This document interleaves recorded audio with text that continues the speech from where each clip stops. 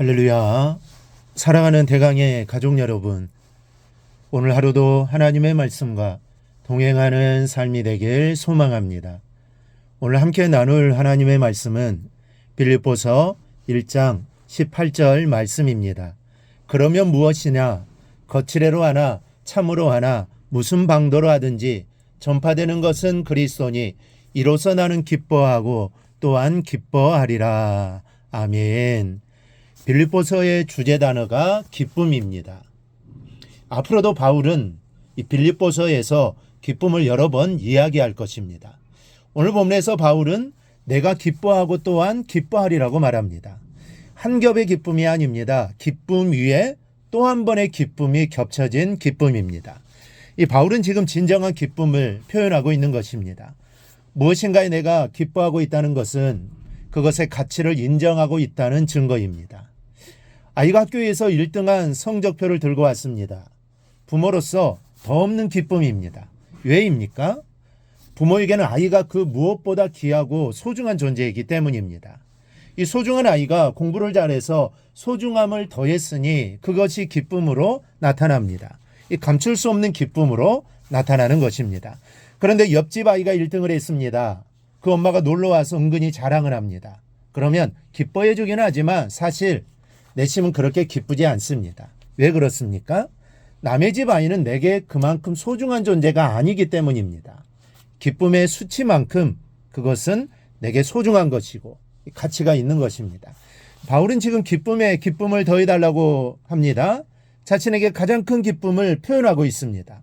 가장 소중한 것이 성취되는 것을 보았기 때문에 그것을 기뻐하고 있는 것입니다. 그것이 무엇입니까? 먼저 바울에게는 그리스도가 전파되는 것이 가장 큰 기쁨이었습니다. 헛된 것에 기뻐하는 사람은 인생을 헛되게 살고 있는 것입니다. 그릇된 것을 기뻐하는 사람은 자기 인생을 망치고야 맙니다. 세상에는 헛된 기쁨도 있고 또 잘못된 기쁨도 있다라는 것을 알아야 합니다. 그리고 참된 기쁨을 여러분 선택해야 합니다. 한국 여행객이 로마에 가서 혼자 시내를 관광하다가 깡패에게 걸렸습니다. 이 수사관인 척하면서 여권을 보여달라고 합니다. 낌새를 알아챈 관광객이 여권에 500불을 띄워서 주었습니다. 이 깡패들이 위조지폐인지 조사해 보아야 한다고 지갑을 빼앗았습니다. 순간 여행객의 손목에서 이 롤렉스 시계가 번쩍입니다. 지갑을 돌려주면서 시계를 풀어보라고 합니다. 시계를 풀어주자 이렇게 좋은 시계를 차고 다니면 위험하니 호주머니에 넣으라면서 친절하게 호주머니에 넣어주고 갔습니다. 이상하게 생각하고는 시계를 꺼내보았더니 자기의 롤렉스 시계는 간데없고 깡패의 시계가 들어있는 것이었습니다. 그런데 이런 일을 당했는데도 여행객은 속상해하지 않고 싱긋이 웃으면서 이렇게 혼잣말을 되뇌더랍니다. 이 도둑놈들아, 뛰는 놈 위에 나는 분이 계시다고. 그 롤렉스 시계는 남대문 시장에서 3만 원 주고 산 가짜 시계인 줄을 몰랐을 거다.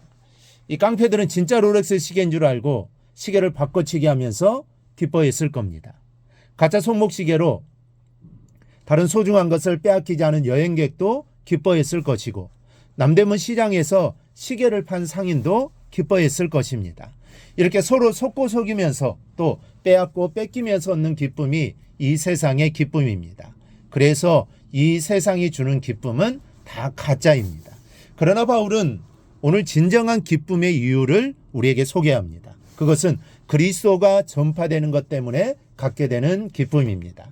그래서 이렇게 말합니다. 그러면 무엇이냐? 거칠애로 하나 참으로 하나 무슨 방도로 하든지 전파되는 것은 그리스도니 이로써 나는 기뻐하고 또한 기뻐하리라. 이것은 생명을 주는 기쁨입니다. 영원토록 변하지 않는 기쁨입니다. 하나님께서 인정하시는 기쁨입니다. 그래서 가장 크고 참된 기쁨입니다. 바로 이 기쁨이 오늘 우리에게도 있기를 소망합니다. 또 하나의 가장 큰 기쁨은 그리스도가 전파되는 일에 내가 희생되는 것에서 얻는 기쁨입니다. 이 바울은 그리스도만 전파된다면 무슨 방도로 하든지 내가 기뻐하고 기뻐한다라고 고백했습니다. 그리스도만 전파되면 자신은 어떻게 되어도 좋다라는 이야기입니다. 이 말 속에는 자신의 희생까지도 기뻐하는 마음이 들어 있습니다. 옥에 갇히는 희생을 겪더라도 사람들의 투기까지도 삼켜야 하는 희생을 치르더라도 그리스도만 전파되면 자신에게는 가장 큰 기쁨이 된다는 것입니다. 요한복음 12장에서 이렇게 말씀하십니다.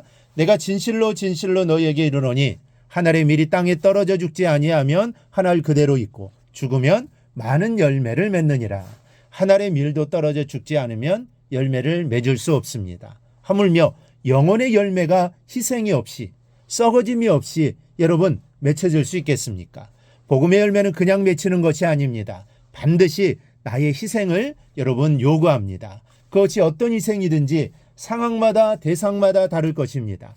그 희생을 감수하지 못하면 많은 열매는 기대할 수가 없는 것입니다. 그리고 희생한 사람만이 수확의 기쁨을 합니다. 바울은 열매를 위한 희생을 아프게 치른 사람이기에 그리스도가 전파되는 것을 그렇게 기뻐할 수가 있었던 겁니다. 이 시간 우리 스스로에게 물어보아야 합니다.